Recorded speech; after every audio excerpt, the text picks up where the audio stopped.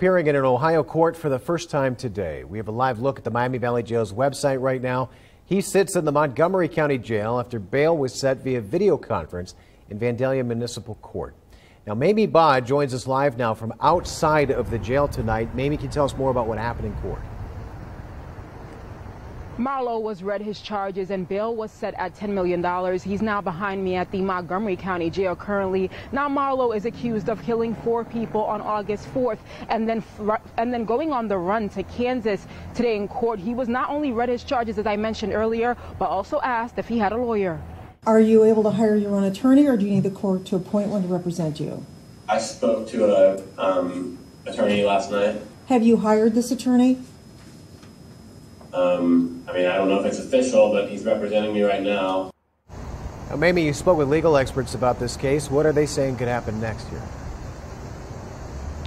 Well, Marlo is facing 13 counts, 8 of which are murder charges and 1 for unlawfully carrying a firearm because of his prior conviction from February 2020. Now, experts say this case could go either way, the extreme being the death penalty. Now they tell me he'll be appearing in court next week, Friday, August 26th, and experts say we could expect a plea if his lawyer is present. Back to you. Mamie, thank you. Vandalia Butler students returned to school today, just 2 weeks after a student was killed in that quadruple homicide in Butler Township. 15-year-old Kayla Anderson was a sophomore at Butler High School. She just made the JV soccer team. Her classmates remember her as a ray of light. The district says its priority now is helping that light live on through everyone else. They have counselors, therapists available for students grieving the loss. In the words of those who knew her best, Kayla was a friend to many. She was kind and as beautiful on the inside as she was on the outside. Now, the district says at this time they are being consciously sensitive to the Anderson family, students, staff, and community. The Vandalia Butler community continues to provide prayers and support for the Anderson family, friends, and loved ones through the difficult time.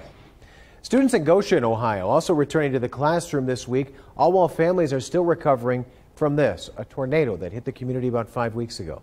Morella Porter is there to show us how back to school there looks very different than before.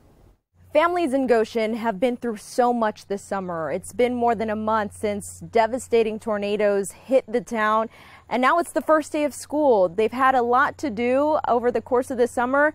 Now, this school building was actually damaged. There were children here when the tornado hit. They were in summer school, and it is just amazing that they have been able to make the necessary repairs and make sure that they are ready to welcome kids back to school on the first day.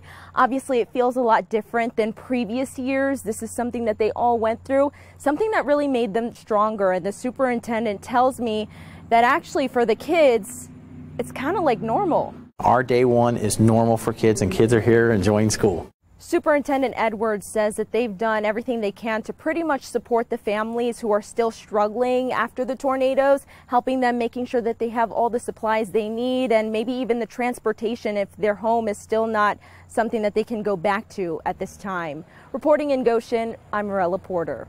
Morella, thank you. Now, school districts have a lot on their plate as students return, but there's a new problem plaguing them now too, and that's a teacher shortage. James Pilcher explains the exodus from the profession and how the extra stress is weighing on everyone. In the last 2 years, more than 1,300 teachers have left their jobs at public school districts in Southwest Ohio and Northern Kentucky. Some of those teachers might have taken jobs at other districts, but many just left the profession or retired early. It's part of a national trend that we've been reporting on in recent weeks. In fact, at Cincinnati Public Schools startup, they had more than 160 openings as of May. That's 20 more than normal, according to new Superintendent Ironetta Wright. CPS is among the districts with the highest departure rate in Southwest Ohio as well. Wright says the district was able to recruit new teachers or get some to move from other districts in the last few months, and the crisis has been averted for now. But she acknowledges it's a crisis both here and across the country. Absolutely it is, and that's why as a school district we really have to talk about it. We have to think about what other strategies can we use as a district. You know, there are not a lot of people like me. I'm almost a 30-year veteran, and I started out as a teacher. I'm a graduate of a college of education, and so there are not a lot of individuals that are doing that now. And so how do we re-energize? How do we find the necessary support for those that are teaching? Now, several teachers have told me in the past they now feel disrespected because of how politics has entered education, and others are scared with the rise in school shootings. I reached out to several other districts to speak on the subjects, but they didn't either respond to my requests or said their turnover numbers were within normal. Back to you. James, thanks. And as parents, as your kids get back to class, we'd love to see your pictures. Jada is going into 9th grade, looks very happy, ready to be back there. Her sister Journey is going into 4th grade. Excellent pictures there. Thanks to Ashley for sending these in. And parents, we'd love to see your photos of your kids going back to school too. You can scan this QR code. It'll take you right to our Chime In page. You can upload those photos and videos right to us. You might even see them live here on the air. All right, so let's talk weather now, Natalie. It was another kind of photocopy of yesterday in some ways. Yeah, a little warmer even than yesterday. Not quite as much rainfall, but still just a warm day in the 80s. You can see Kettering Health Sky Cam showing some cloud cover across the area, but just a nice warm afternoon with above normal or below normal temperatures technically. Still for this time of the year, at least 81 is our current temperature. It's been so cool lately that these lower 80s actually feel like they are getting above normal, but technically still below that. 57 is our dew point, which is fairly comfortable at this time too. There are those 80s across the board. 85 is our warm spot in Troy. And for tonight, a nice mild evening. Lows will be dropping into the lower 60s. We'll see a mostly clear sky. But coming up, I am going to be talking about bigger rain chances for this upcoming weekend and what next week is looking like too. Natalie, thanks. A federal judge now considering unsealing the search warrant affidavit tied to the FBI search of former President Trump's Mar-a-Lago home. The West Palm Beach court heard arguments today. Several organizations have called for transparency, but the DOJ is fighting that release, saying it would compromise its investigation into Trump's handling of the highly classified material. The judge giving them a week to redact witnesses and confidential informants. If the court is inclined to issue a document with just the first line redacted or unredacted, then that's what we get. And it's up to the public and through its surrogate, all of you, to figure out what the meaning is behind that. But it is not the government's job to tell the public what is meaningful in terms of the release of its own information. Trump has called for the affidavit to be released unredacted. If the judge moves forward with unsealing the document, there would still be a chance to appeal.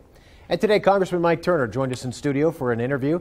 He maintains that the FBI had a lot of other routes they could have taken that don't include searching a former president's residence, and agrees with Trump that the search warrant affidavit should be released. What's interesting about the filing with the federal court, in the federal court by the FBI and the Department of Justice today, is they didn't allege that there was a national security risk in this affidavit being made public. And literally, in order to get a warrant to enter Mar-a-Lago, they should have had the highest level of a national security risk as their allegation, the basis of their claim. And now they're not even alleging a national security threat by the affidavit. Turner is the ranking member of the House Permanent Select Committee on Intelligence, which oversees the nation's intelligence community. The former chief financial officer of the Trump Organization has pleaded guilty tonight to 15 felonies, admitting he conspired with the company to avoid paying taxes. Alan Weiselberg is required to testify about unlawful business practices at the company as part of the plea deal. That's going to happen in October when the Trump Organization goes on trial. He'll have to pay nearly $2 million in taxes, serve 5 months in jail. Former President Trump is still under investigation in criminal and civil probes related to his business. Well, we are starting a new segment here, and we sure need your help. We're calling it Hometown Heroes. So if you know someone making a difference in your community, just let us know about it. Could be police officer, firefighter, military member, a teacher or a nurse, maybe a doctor, anyone you think deserves to be recognized. So here's what we need. We need pictures or video of your nominee with an explanation of why they are a hometown hero. You can submit your nominations through social media or through our Dayton 24/7 Now app. To do so, you can open up that app, click on Explore, then click on Chime In, and we have a section for hometown heroes. We'll start airing these late next week. And you can get that app for free right now to get started on your nomination. Just scan that QR code on your screen, and it'll take you straight to the App Store to download it. Less than an hour away from our first high school football game in the Miami Valley in 260 days. Coming up, by both Wayne and Fairfield say that this might be their most important matchup of the season after the break. And increasing baby formula competition and boosting the resilience of the supply chain. How the Infant Act is getting started right here in Ohio. Plus, I'm tracking your forecast, what we're expecting for this weekend that's coming up. You're watching Dayton 24/7 now.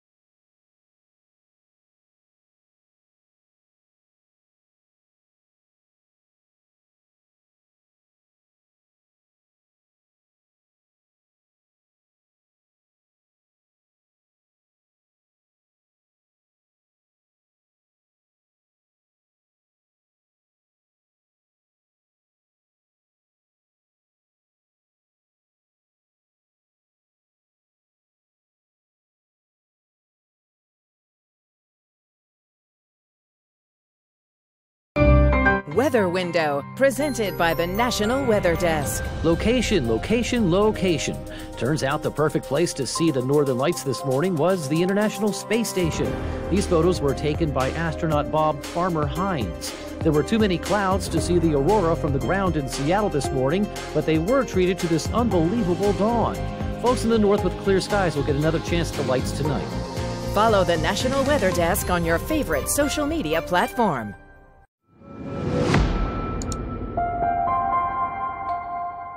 After 8 long months, high school football is back in the Miami Valley. We're kicking off our Thursday Night Lights schedule with a crosstown showdown between Wayne and Fairfield. Andre Johnson is live from Fairfield Stadium with why both teams say this could be the most important game of the season already. Andre? Yeah, Adam, right now, tonight, it's all about setting the tone. A lot of top-tier teams in the state kind of had the luxury to be able to ease into their schedule, play a couple easier teams early on, but for these guys warming up on this field, they don't have that luxury. Both Wayne and Fairfield play in two of the best conferences in the entire state of Ohio. For Wayne, they're trying to become the kings of the GWAC, and Fairfield is fighting to win the Greater Miami Conference. So they're not going to see many cupcakes along the way.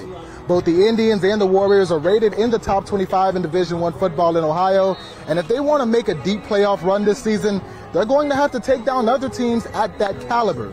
So whether it's on the field or, in this case, even making the schedule, for the Wayne train in particular, they say it's all gas and no brakes. That's just Wayne. You know, we always want competition. We're never dodging that. So, and we know that's going to have us battle tested by the time the playoffs come. So we want the earliest challenge possible. Playing someone so good so early is just like helping us adapt as a team and seeing what we need to work on early than not having to figure it out later in the season. We just look for competition at Wayne here. So we're just going to step up to the competition, step up to the challenges, have fun. And just because these two teams aren't in the same conference, don't think this matchup is any less personal. For Wayne, they say they've heard a lot of buzz about the Jackson twins on Fairfield's side. They're two twin brothers. One plays on offense, one plays on defense, and both have been very vocal about their confidence in their ability to win this game and shut Wayne down. On the Fairfield side, On their door of their team meeting room, it's a list of the rankings in the state of Ohio. Wayne at number 5, highlighted in big bold letters. They want to make a statement that because Wayne's being ranked above them, they're taking that personally. And as we look in the stands, you can already see the fans of Fairfield starting to show up in this game. I expect it to be an electric environment. And of course, we're looking forward to our first game of the Thursday Night Lights schedule. Live from Fairfield Stadium, I'm Andre Johnson, Dayton 24/7 Now News. Andre, thanks. We can't wait to watch it. And you can watch it too, even if you don't go to the game. We're going to be live streaming it on our Facebook page for you. You can follow us at Dayton 24/7 Now to watch it wherever you are. Yeah, and weather couldn't be better for this evening, shaping up beautifully with temperatures that are going to be falling into the mid-70s by 8 p.m., eventually upper 60s. Skies will continue to clear, so just shaping up to be a really nice one for this evening. We do have quieter conditions out there right now compared to this time yesterday. We did have a couple of showers that managed to pop up. Bigger picture showing most of that activity just off to our east. Looking through time, lows tonight dropping into the lower 60s. By tomorrow, pop-up shower can't be ruled out. Temperature is a little warmer, low to mid 80s. And then Saturday, our next weather maker approaches us, bringing a better chance for rain and storms scattered about the area through the day on Saturday. So I'll have our weekend forecast coming up in a bit. Natalie, thank you. Congressman Mike Turner holding a news conference on his Infant Act, the Improving Newborn Formula Access for a Nutritious Tomorrow, wants to bolster supply chain resiliency and increase market competition for the baby formula industry. Parents have been under unbelievable anxiety as they're just trying to feed their kids, as they're trying to feed their infants. They have no other options or available sources. As they go to the store and find that the shelves are empty or there's reduced supply, this anxiety needs to be replaced with the abundance of supply. Now, current law says that states are only required to contract with one baby formula manufacturer for the WIC program. As a result, 3 companies provide 95% of the total baby formula supply nationwide. The Infant Act wants to eliminate the one provider policy, expanding the market to fill the current needs and prevent future shortages. Well, we have seen the reports, a rash of stolen Kias and Hyundais. It seems to be an everyday occurrence now. But some car owners, they are fighting back tonight. Maria Durant has more on a lawsuit that was just recently filed. Many people just seem to be fed up. Now, if you've had your Kia or your Hyundai stolen and you're an Ohio resident, you may be able to be a part of a class action lawsuit. The lawsuit alleges certain Kias and Hyundais have a defect. Kias and Hyundais, Kias specifically from 2011 onwards and Hyundais from 2015 onwards were manufactured without an immobilizer device. And that has made it incredibly easy to steal these cars. And do you have to have your car necessarily stolen to be a part of this lawsuit? Not necessarily. As the lawsuit progresses, there's a possibility that anyone who has an affected car might be compensated. That's not definite yet, but that is a possibility. So it's really worth submitting your name. We've put more information about this lawsuit on our website. Just click on this story. In Columbus, I'm Maria Durant. Maria, thanks. And in preparation for the Darke County Fair, 10 public service groups met today to promote safety for everyone that comes out to the fair this year. Ride inspections, they've already started, and the health department is out there on a daily basis to make sure all those food vendors are operating correctly. Tomorrow is the grand opening, so the safety committee wants to ensure everything is running smoothly and safely. We treat it like it's its own city. A city within a city has its own dispatch center, has its own public safety units. We even operate off all of our own channels. So it's a way for us to be prepared for whatever the life throws at the fair or weather throws at the fair, and that we make sure we communicate that out to all of the people that come on the fairgrounds. Sheriff Whitaker also encourages everyone to download the Code Red app. That's what they'll use to send out emergency notifications. The fair opens tomorrow again and runs through August 27th. They expect thousands of people to attend every day. Well, the newest member of Hippo Cove has been seen frolicking around at home at the Cincinnati Zoo. Fritz, the baby hippo, getting used to his habitat. Alongside his mom, Bibi, his handlers say he's a strong little fella and that he's growing fast, putting on 2 to 3 pounds a day. He already weighs almost 120 pounds and just turned 2 weeks old yesterday. Now, to contrast that, his famous sister Fiona was 9 pounds when she was born prematurely. Now, Fritz and Fiona haven't officially met yet, but they have seen each other across the barn. It's all up to Mama BB as to when they'll be introduced. Handlers say they're planning to try early next week. Now, you could get lucky to see Fritz in person as early as tomorrow. Live look from our Kettering Health Sky Cam now. As Natalie mentioned, a warmer day today, so let's see what the weekend maybe has in store. Natalie, what are we looking like? Well, we got some rain that makes its way in the forecast for the weekend, so we'll start to see humidity returning a little bit by tomorrow, but especially as we head into our Saturday. Now, temperature-wise, going to be pretty warm. We actually have mid-80s next couple of days, 84 tomorrow, 85 on Sunday. Then notice a little drop in our temperatures. Now, this is due to rain in the forecast. So 80 on Sunday, 79 on Monday will be due to the fact that we'll have clouds as well as scattered showers, thunderstorms around the area. But it does look like we will start to clear out by next Tuesday, so improving conditions expected by then. So coming up, I am going to be talking about the rest of this week's forecast, the 7-day forecast, and talk about how much rainfall we're actually going to get out of this storm system. Well, what's better than one concert? How about a bunch of mini ones? Still ahead, we'll give you a look at a free porch party event happening this weekend. You're watching Dayton 24/7 now.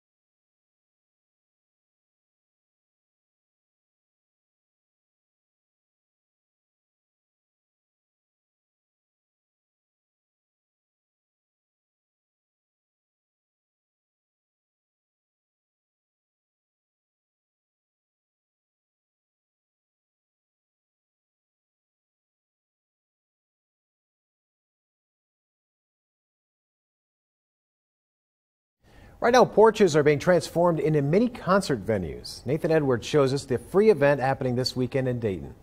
Porch Fest is back in the historic St. Anne's Hill neighborhood, and you can see there are plenty of beautiful, gorgeous porches this weekend. That's where they're going to be setting up concerts here in this historic neighborhood. So on Saturday from about 1:15 until 6:45 at night, they're going to be having mini concerts on each of these porches with local musicians showcasing what they can do best. It's certainly a great time, so come on down. It's all free. Great opportunity to roam this historic neighborhood, check out some of the beautiful homes, and also enjoy local artists here in the Miami Valley. So again, Saturday, make sure you pick some time and come on out here to one of these lovely porches and watch a concert. Nathan, thanks. Well, some good news out of Louisiana today. The rarest and most endangered species of sea turtle have hatched there. It's the first known time in more than 75 years. Kemp's Ridley sea turtles hatched on the chain of islands 50 miles east of New Orleans. Tens of thousands of them used to nest in Mexico, but that dropped to only about 250 in the 1980s. Only about 7,000 to 9,000 are estimated to exist, so this is a big deal. Well, rain eventually makes its way back into the forecast by this weekend. So moving through time, warm wind for tomorrow. Small chance for a shower popping up by tomorrow afternoon. But it's really as we head into our Saturday, we see this area of low pressure increase or move its way in from the west. That will bring scattered showers and thunderstorms by our Saturday afternoon. This is about 2 p.m. and we'll continue with that potential as we head into our Sunday as we get this front to push its way through. Now we'll continue with rain chances even into our Monday, but it does look like by Tuesday we'll start to see things clear out. So rainfall totals, this is just one model, but it does indicate that we could see some spots getting over an inch of rainfall out of this system. So good soaking rain through this weekend and as we start off next week. So our extended forecast does indicate that we are going to be seeing our temperatures that will be in the mid 80s these next couple of days, and then eventually cooling off thanks to some clouds and rain that will drop temperatures back into the upper 70s, lower 80s. And then we do clear out by Tuesday. Most of that rain pushes off to the east and quieter by the middle of next week. All right, Natalie, thanks, and thank you for being with us tonight. Remember, you can always connect with us on social media. We are headed over to Fox 45 next with updates. We hope you join us there. Good night.